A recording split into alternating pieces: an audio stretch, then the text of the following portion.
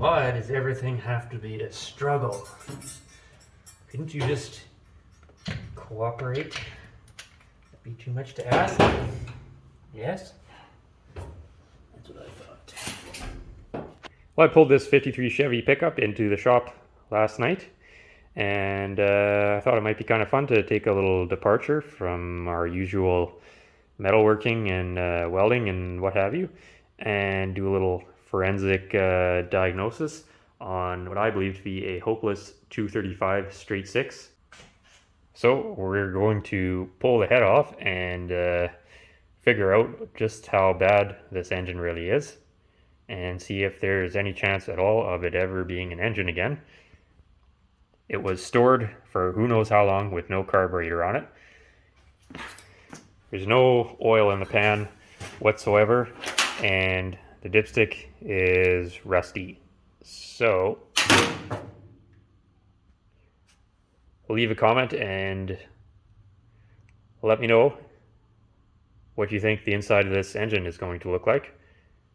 I'm betting there is some kind of rodent's nest in there. One piston is going to have a hole in it, and the others are going to look like the Titanic. But either way, this should be kind of fun, and mechanical videos are a lot easier to edit because I don't know what I'm doing, so I don't have to explain what I'm doing. And let's quit yakking here and let's pull the head off and see what we're up against.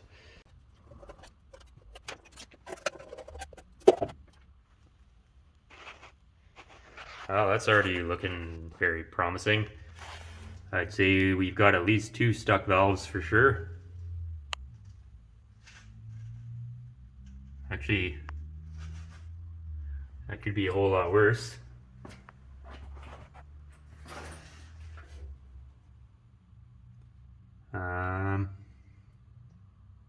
Yeah.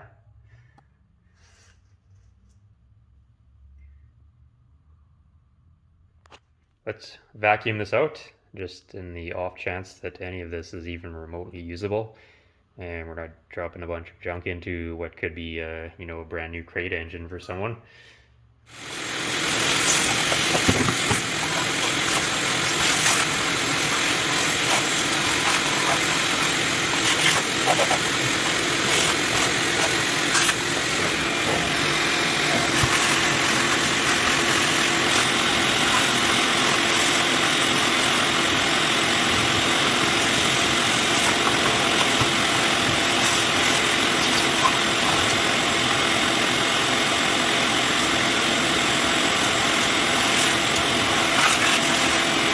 Kind of odd that the front is so badly rusted, because you think all the moisture and stuff would all collect at the back, but none of this is looking very good up here.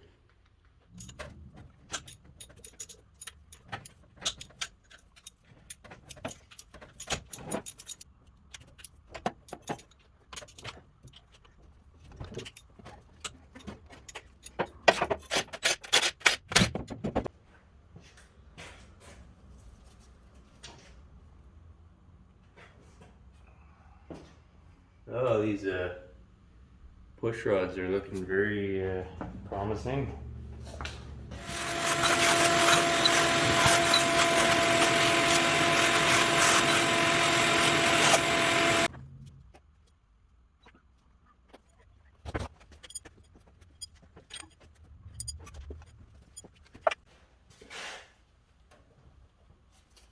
I don't think these are supposed to get stuck, are they?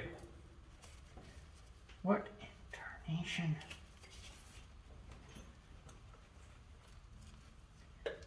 There we go. Holy. Yikes.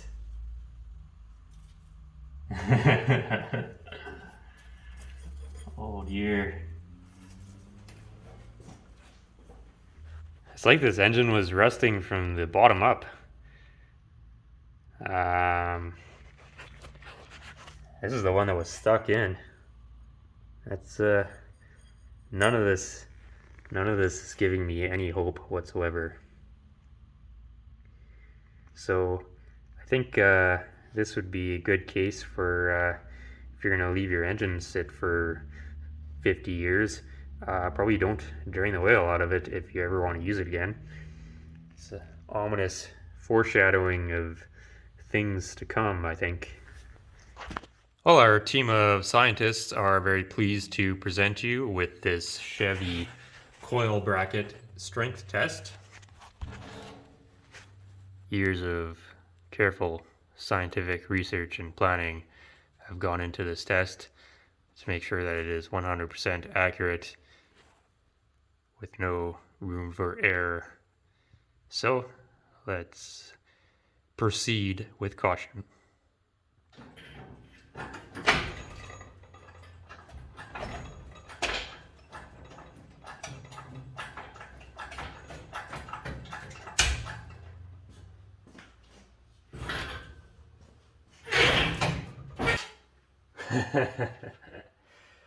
Oh dear. That is definitely a Siezed engine.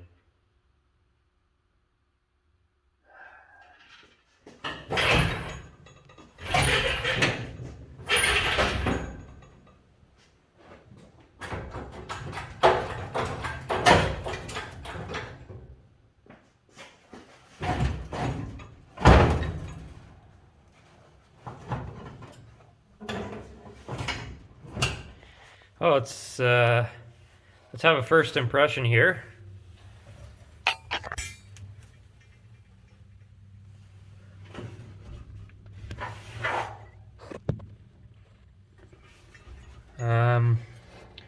So I was correct about the rodent nest, but this actually isn't as bad as I was expecting.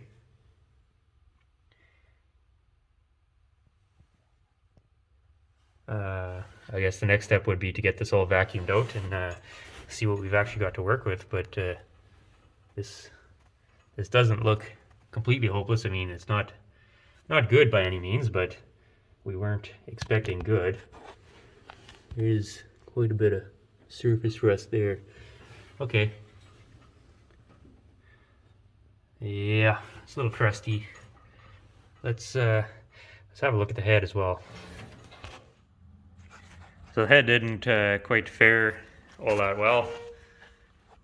Valves are very, very crusty. So that's not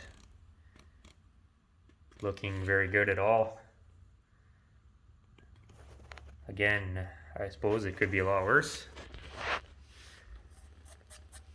I don't know, what do you guys think? I'm gonna get this all cleaned out and we'll take another look at it.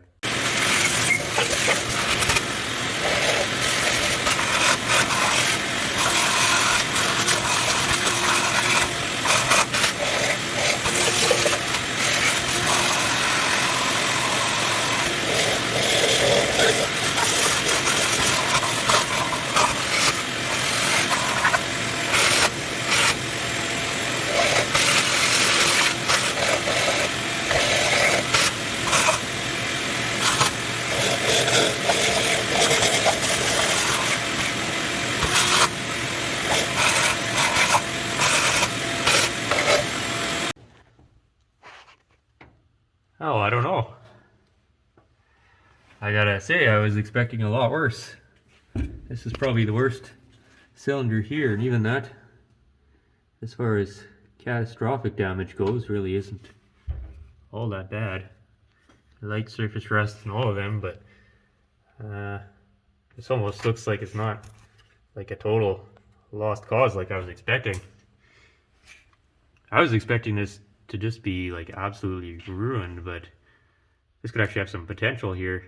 So what do I do next here? I think I'm going to just fill up these cylinders with some penetrating oil and just let it soak overnight, and I'll think on it and kind of decide what to do. Just looking at the top end, I think at very least we can get this engine to turn over again. But my concern is going to be the amount of rust that was on the push rods, which means side covers got to come off, and also the lack of any oil and the rusty dipstick means the oil pan would probably have to come off too, so we can inspect down there and make sure it's not completely frozen solid. But right now things are definitely looking promising, or if not that, at least not completely bleak. And that's where I'm going to leave it for tonight, I think.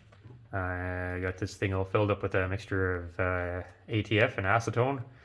So I'm just going to let that sit for a day or two, and then we'll come back and reevaluate. Well, I took a closer look at this head and figured out the reason why this thing was parked, or at least one of the reasons why it was parked. We've got 2 burned exhaust valves. So that kind of leaves this project dead in the water for the time being, and it would explain why the inside of the cab was full of spark plugs and spark plug wires and all that kind of stuff, because they were obviously having issues getting it to run right, and you know, it needed a little more than a tune-up. So the other issue here is going to be these intake valves are very crusty, and I'm not an engine guy, so this is where, you know, I need your help. This is all foreign.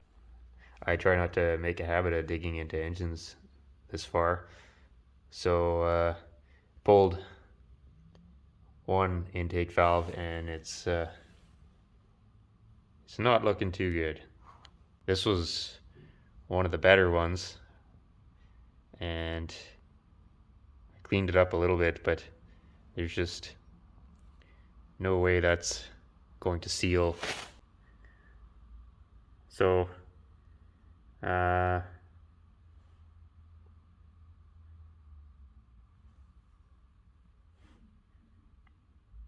so what do we do here? Exhaust valves are the same as early small block Chevy, so they're cheap and easy to get. Intake valves are a little more pricey. I don't know what can we do here to get this thing running without spending a fortune and going to a machine shop. I don't have any fancy machining tools or valve grinding stuff, so like, I don't know, could this be ground, or is this something that needs to be replaced? And the seats also quite poor, as you can see. It's all very heavily pitted here, so I don't know.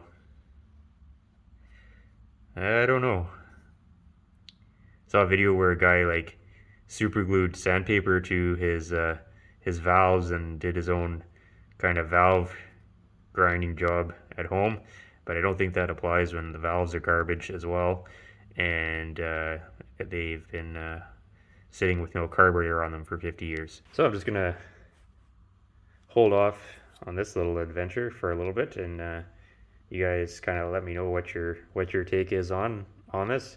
What should we do here? You know, we're not fully rebuilding this engine. I've got better engines that I would have rebuilt before I wasted time on this. This is just some for fun, I guess. So what can we do to make this thing run on all 6 cylinders without spending a fortune? Let me know. Spoiler alert, most likely a waste of time. Okay, last screw. I decided to spare you the agony of watching me remove all these screws, because they're stuck in pretty good. And the other issue is that all of my flat-bladed screwdrivers have been used as chisels, so they're not very effective for removing screws anymore. Let's see what's behind door number 2.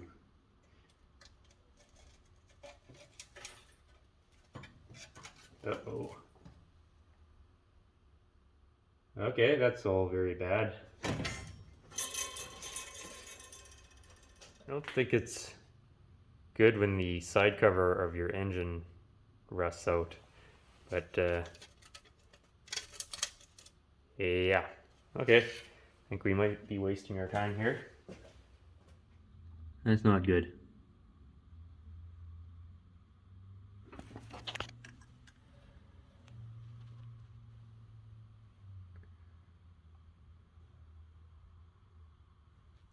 Really odd that all the rust ended up here, but somehow avoided doing a lot of damage to the cylinders. But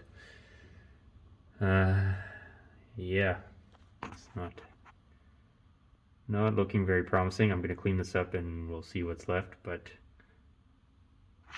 well, if it's that bad, then I'm assuming the cam and everything else is going to be just absolutely trashed.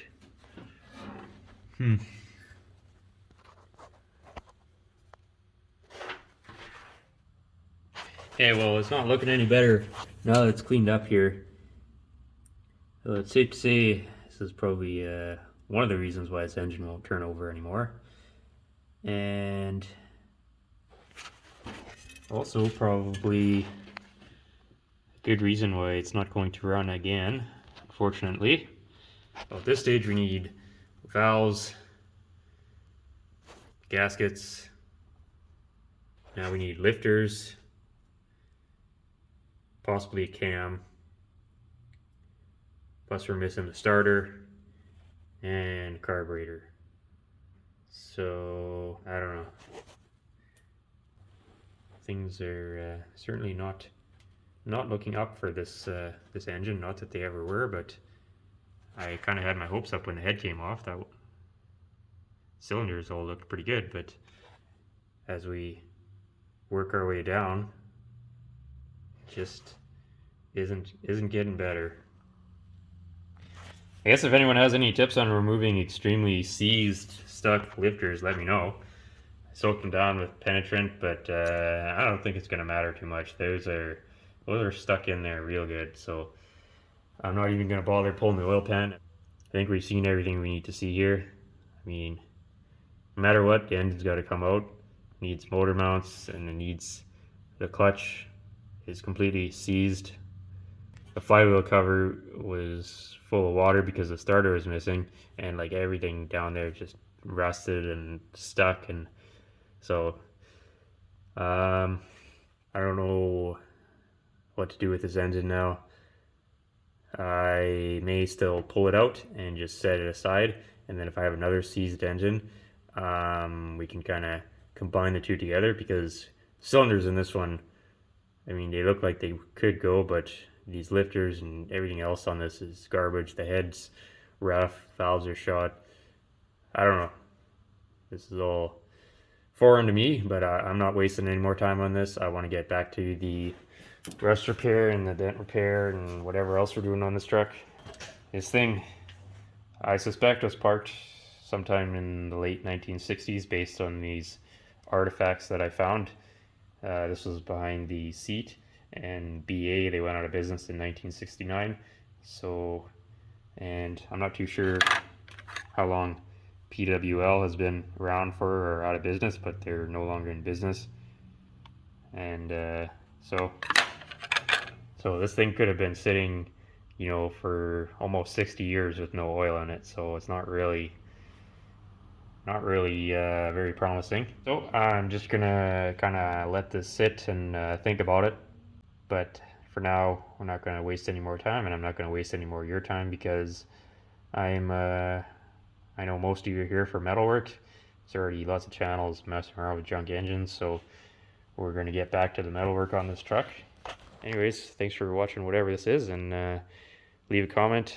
Let me know what you think we should do with this engine, within reason. I'm not getting it fully rebuilt and sent to the machine shop and all that, unless you're willing to pay the bill, and then we'll do whatever you want. We'll fully restore this back to 100% original factory specs. All you gotta do is send me a couple $100,000, and we'll make it happen. Well, I thought we were dead in the water here, but as you can see, we're actually making some progress here. I don't know why I'm still wasting time on this, but I just couldn't give up on it that easily. So this has turned into my entire Sunday, it seems, but that's okay. What else is there to do? So these things were all stuck in here, especially the back three were really bad. So what I did to get them out is I started out with a 5/8 inch wrench, and I just kind of put it like that, and then I wedged a nut in between here and here as kind of a fulcrum, and then I hit on the end of the wrench, and that kind of popped them up the first 1/8 inch, and then I kind of turned the nut sideways and kept working it up and working it up. The back ones were giving me real grief, and it became apparent fairly quick that this was going to take like 4 or 5 weeks doing it this way. So I ended up coming up with this contraption here on my slide hammer, which all it is a an old pry bar, I think for removing nails, that I found on the side of the road when I was in grade 10, and I ended up just notching it out more to fit around the lifter, and then just welded it onto the end of my slide hammer here. So and then just beat the absolute snot out of it, and back ones took a fair amount of fandangling, so I ended up having to work them up and down, and for that I just took an old push rod that I pulled out of another junk engine a few years ago, and just kind of hammered it down, and then slide hammered it back up, and just worked them back and forth until they finally popped loose. I don't think any of this is in the GM service bulletin. I believe the service bulletin tells you to remove and replace the engine in this kind of scenario, but why would we want to do that? So other good-ish news, I guess, is that the cam isn't a total block of rust. And again, I don't think that's what machinists and engine builders are typically striving for. But that's kind of our standard for whatever it is we're trying to do here. I'm still not entirely sure. I guess I'll give a demonstration of this contraption here, and we'll get these last 3 out.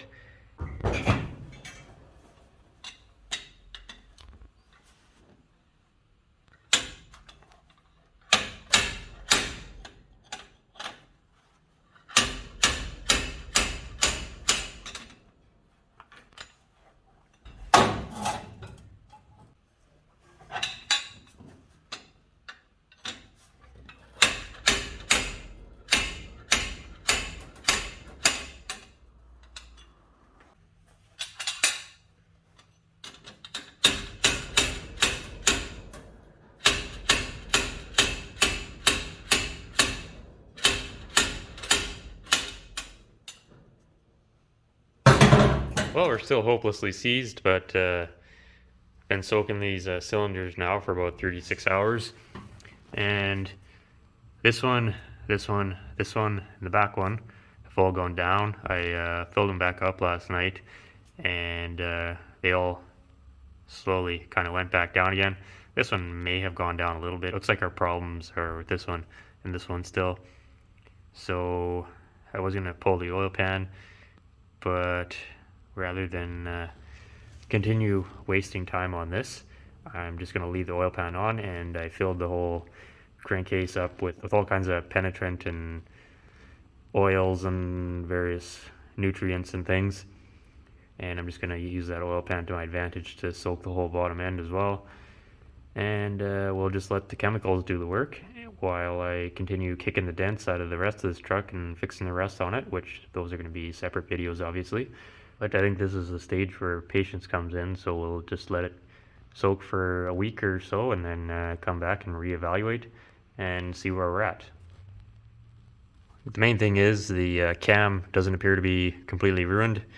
The lifters all look like they can actually be cleaned up and reused, and so things aren't quite as bleak as I thought. I mean, I still don't know what the bottom end looks like, but I'm just gonna ignore that for now and hope for the best. I think our main issue is still with the pistons being seized. Well, I didn't want to finish off this video without doing any metalwork here, so a couple videos back I mentioned the Louisiana Lap Weld technique, and one of our viewers, Scott, over at Cold War Motors, requested that I do a demonstration on the Louisiana Lap Weld technique. So if any of you take offense to what you're about to witness here, make sure you head on over to Cold War Motors and let him know what you think, because he's the guy that requested this. So this is the fastest, easiest way to weld sheet metal together without warping it. This technique has been around since the very early days of flipping used cars, and it's changed very little, but it's something anybody can do. So I'm going to show you how it's done. Here we got 2 sections of metal. This is a 1953 Chevy Truck cowl, and what I've done here is I just kind of cleaned off the very bare minimum of material, so it's kind of, the welding area is clean. And then I set this over here with a good healthy overlap. So it's about 3/4 of an inch overlapping, which is what you want. You can do as much as you like. If there's a big rust hole, you don't have to cut it out. You just put it right over top of it and just go to town. So we got this fitting up very nice here, all the way throughout. I'll show you the next step. Now this is all going to happen pretty fast, so you got to pay attention here. Oh, I apologize for the sound of the welder in the background, but we got to have the welder fired up first, because this is all going to happen real fast and we won't have time to run over and turn it on. So I've got my filler set up now. Typically when you're doing rust repair or any kind of sheet metal panel repair on a car body, you mix your filler up after you do the welding and the grinding and whatever. But with the Louisiana Lap Weld technique, you actually mix up your filler first. So you want to use a real good quality type body filler. We're going to use the Bondo brand here. You can also use White Lightning or any of the traditional old type fillers if you can find a new old stock setup. But in this case, we're just using the old Bondo brand, tried and true, high quality stuff. Oh, jam a little hardener into there.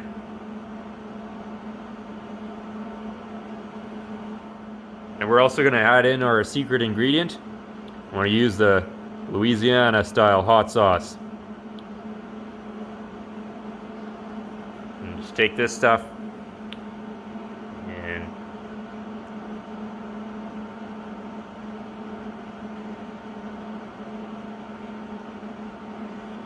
now it says right here on the container that 1 drop does it. Now that only applies if you're using it on food. If you're using it on if you're using it for your auto body technique here, you want to add 3 or 4 or 18 drops. Make sure you got a decent amount in there. But you don't want to add more than the hardener, otherwise it'll never harden and you have a whole set of problems on your hands. So I'm gonna get this mixed up here.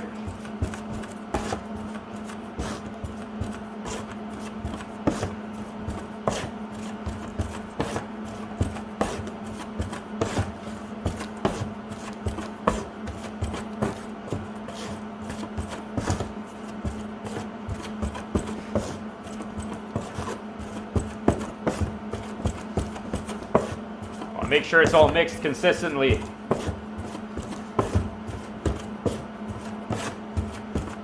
don't want any of that hot sauce causing air pockets in your filler. Okay, I think that's good. Let's put this. Have we got it? Let's put it aside here. Again, you gotta work pretty fast here. Get the ground hooked up.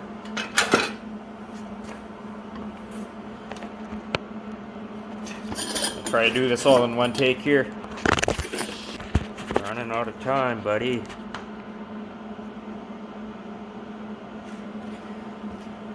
There, you get this. Here again, we got a very limited amount of time before our filler hardens up. We really got to hustle. Put a tack in here. Come on. Good enough. Okay, let's get it welded.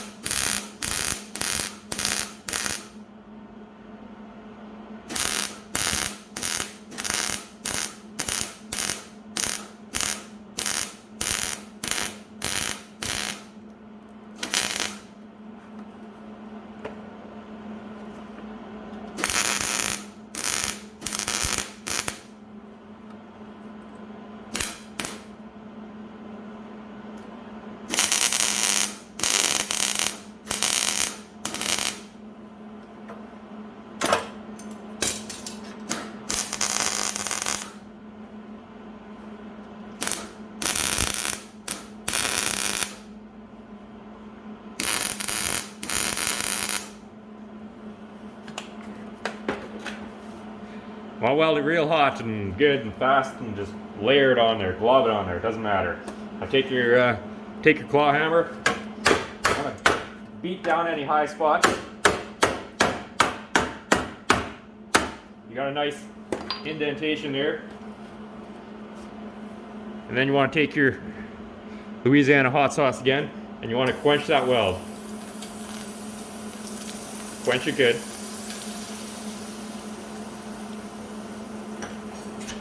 Then you want to take your filler, real fat. Oh, Jesus, that stinks. Oh my God. That's hot. Just smear it on there.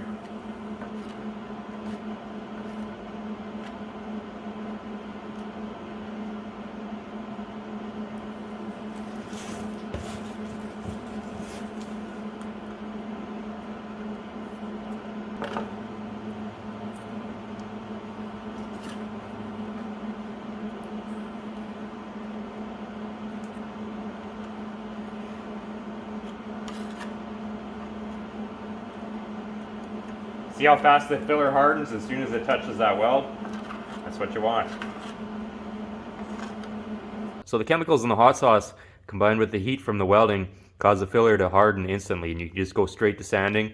So you can see how you're saving yourself a whole pile of time on this, because there's no grinding, there's no waiting for welds to cool, there's no waiting for filler to dry and harden.